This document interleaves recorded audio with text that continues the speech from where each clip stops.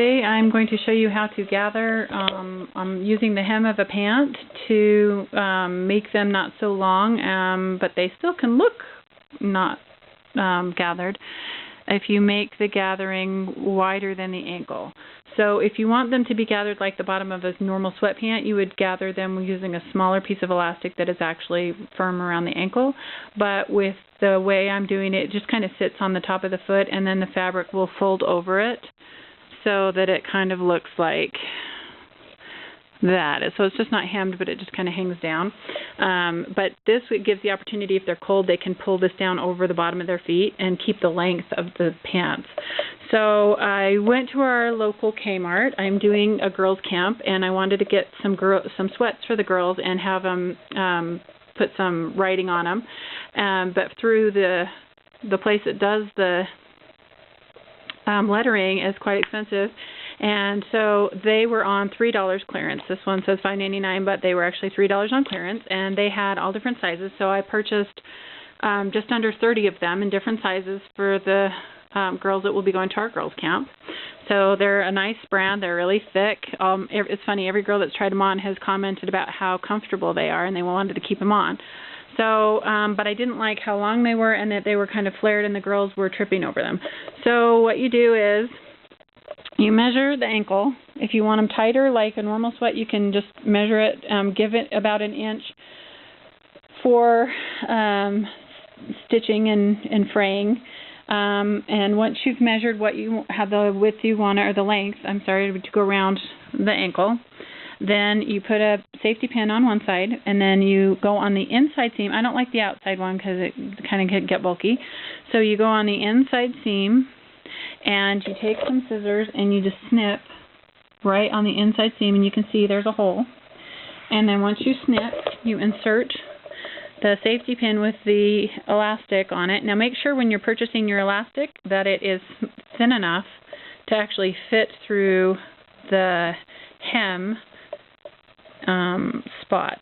So you can see that goes in very well and easily, no problem. And then you use that pin to push it around and gather it up. Once you've got it gathered up, you lay it on top of each other. You don't want to roll it. You could see if this was twisted inside, it could be bulky, and then when you stitch it, there will have a roll in it, and that would be bulky to whoever's leg is on it. So you don't want to do that. You want to make sure that it goes in flat all the way through, and then when you pull it through all the way, you've got it all the way, you pin it. Sorry, I had it stretched out so I could take a picture. You lay it flat on top of one another, and then pin it that way, and then you lay... well, you wouldn't use a safety pin. I was just using that to keep it together. You would actually use a regular pin or just hold it, and you would stitch right across here. If you want to make it adjustable, and you're not sure about say you're doing it for somebody who's not around, you can just use, I just get kind of a thicker, maybe a quilting thread, and I just do a running stitch back and forth 1 or 2 times by hand, and that way if you need to make it longer or shorter or wider, I guess would be the term, I don't know, if it's too tight around the ankle, then you can unstitch that and make it longer if you leave excess. So, but if I want to make it shorter, all I would have to do is take it, overlap it more. So say this was my thing, I would stitch it so that I had that overage and tuck it in once it slid into the casing, so that if I needed to make it wider at some point, if I gained weight or whatever, then I could unstitch that where I did it by hand and then just move it down a little bit more so that I have that ability. If you make it like this and you cut it off and it's too tight, you would have to then cut it, sew an extra piece on, and then add that piece in, and then stitch it here to get that as wide as you would need it. So you don't want to have to deal with that. So I always kind of give an extra inch or so, and then stitch it right here, and then just tuck that inside in case I ever need to expand it. To cut the elastic, I'm doing 25 pairs of sweatpants. So you measure the ankle of the size of people. Now, I've had girls coming in and out all day, so I did want to measure several of them, and actually even the adults, they're older girls, so they all have about the same size, which was the length of this book down the size, half of the sides. So find something that is, first I used a picture frame and that wasn't long enough. Find something that is the size of the length of what you want it, and then the front and the back would be one pair of pants. So I did 20 all the way across because I want to make sure on the other people we have a few iffies, but I want to at least for sure cut the ones that I'm for sure about, and then I didn't want to cut the ones that we might return if they don't end up needing them. So then you put tape. I would use masking tape, but I just realized as I went to do this that I'm out of masking tape. So this tape doesn't stick very well to the elastic, but it will work. So what you do is you wrap it around something that's the length of what you want, and then you tape the top. Normally it would just be the top, but because this tape is kind of crappy, you tape it so that when you cut it, the elastic doesn't spring on you. Now, I didn't wrap this tight. It's very loose, you can see. You want to make sure it's flat and not flipped. Somehow this one got flipped in the one turn, but they're not flipped. It's not going to matter, but you don't want to twist it a lot because then it will make it longer as the twist takes up space. So to cut it, you put the tape down so that when you cut it, they don't spring off, and then you'd have the full length of one side around the other side, so you'd have to put each one of those in half and cut them. But if you do it this way, they don't spring off, and then you can do both ends of the and it's also easy because you've got the book, so you can fit the scissors in the page of the book to actually cut it. So you can see that clearly it's holding the elastic, it's holding them in place, they're not springing all over the place, because normally if I didn't have this tape here, this would now fall down, and if I didn't have the tape there, I wouldn't have any way to cut this side because they would all be loose, because both sides of that cut now would be hanging down. So by using the tape, this trick has made it a lot easier because the tape holds them, and now this side won't really matter so much because the other side is already cut, at least part of the way. So this side, it doesn't really matter if they fell because now they're going to be actually cut to size.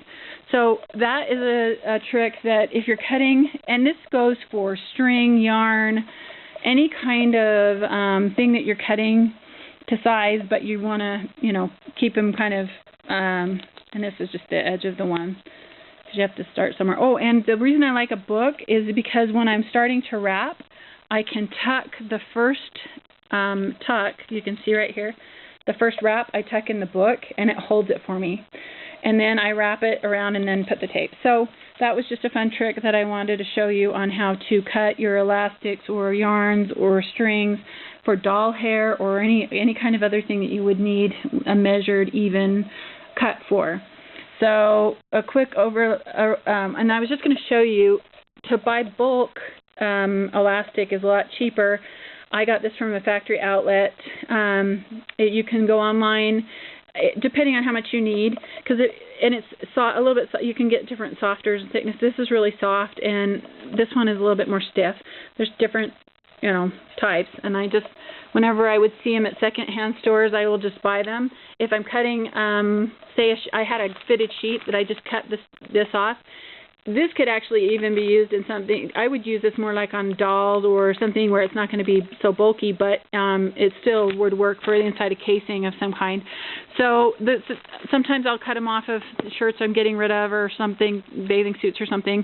But most of the time, you can see most of it's just stuff I bought bulk, or some, here's some boxers we used on a quilt, and so I just pulled those in there because I can use them for craft stuff, not so much on clothes, but for craft items. Anyway. I just wanted to share that you can get in bulk pretty easily and more cheaply, or secondhand, or reuse them and recycle them.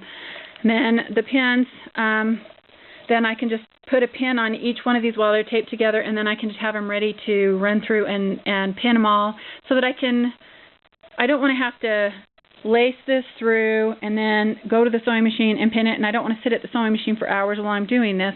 So by doing it this way and cutting them that way, now I can just put a pin on each one of these, and I have them ready to go, and I can thread them all at the same time, watch a movie or something, and then pin them together like I showed you here.